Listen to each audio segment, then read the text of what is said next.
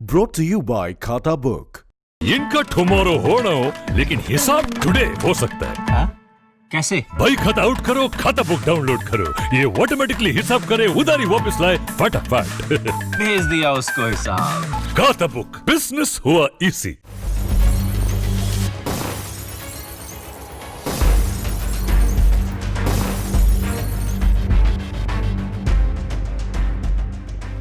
ये पहले दिन से ही कहा जा रहा था कि निकिता तोमर की जान लव जिहाद ने ली। निकिता के हत्यारे तौसीफ पर निकिता के परिवार ने यही बड़ा आरोप लगाया था। बल्लभगढ़ में आज बड़ा हंगामा भी लव जिहाद के विरोध के नाम पर हुआ है।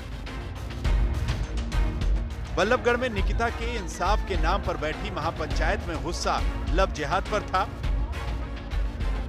ऐसे 28 मुकदमे जो लव जिहाद के हैं वो खाली फरीदाबाद की अदालत में चल रहे हैं। जब तक चाहे वैधानिक रूप से और चाहे हमें अपने हाथों से ये बदला नहीं लिया जाता, हमें वो आत्मा कचोटती रहेगी।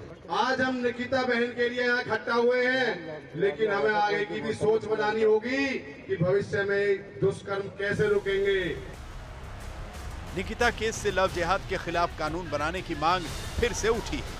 ऐसे मामलों पर यूपी से लेकर हरियाणा तक बीजेपी सरकार सख्त एक्शन में दिख रही है।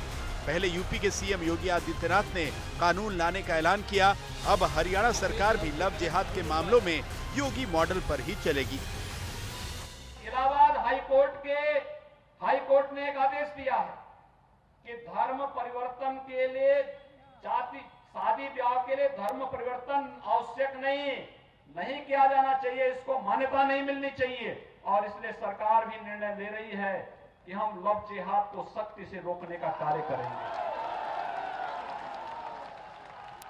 एक प्रभावी कानून बनाएंगे। छद्मवेश में चोरी छुपे, नाम छुपा करके, स्वरूप छुपा करके जो लोग बहन बेटियों की इज्जत के साथ खिलवाड़ करते हैं, उनको पहले से मेरी चेतावनी, अगर वे सुधरे नहीं तो राम नाम सत्य है कि यात्रा अब निकलने वाली है। और ये लव जिहाद नाम की चीज पर कानून से या वैसे रोक लगाना अब लाजमी हो गया है।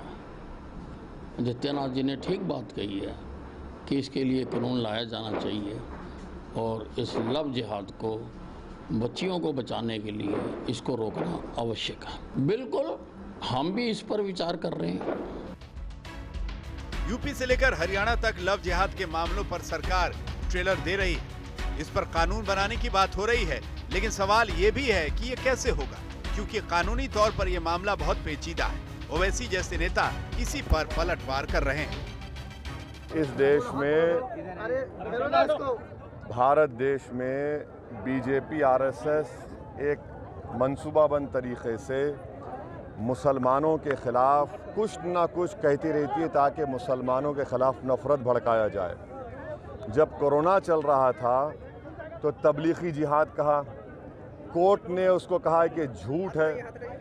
फिर यूपीएससी का जिहाद कहा, सुप्रीम कोर्ट ने उसको बता दिया क्या है, सच्चाई क्या है।